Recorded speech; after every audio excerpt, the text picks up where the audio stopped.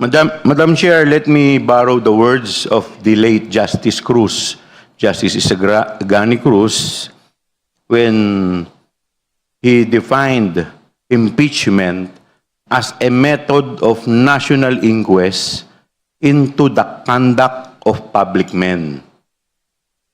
Ang ibig sabihin po nito, ang tinitignan po dito ay yung mga taong nasa taas ng lipunan kung paano nila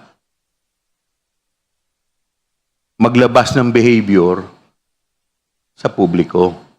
Ang hinuhusgahan po dito sa impeachment ay yung kanila pong conduct.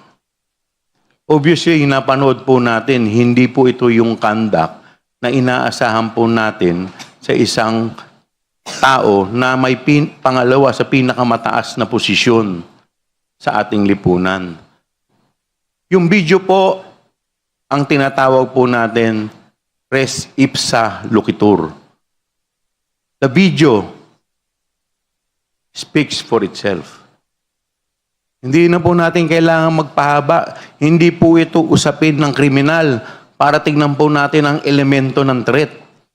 Ang tinitingnan po dito po sa pinakita sa atin, yung conduct ba na pinakita niya ay binetray niya yung public trust?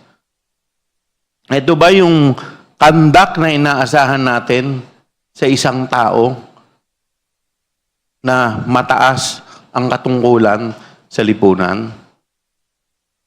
Pag sinagot po ninyo ko na ito po yung conduct, maaari ko pong sabihin na wala nga po talagang substance. That's all, Madam Chair. Let us be reminded that in various discussions of impeachment process, we try to determine the fitness of the public official to hold public office. That is for the record.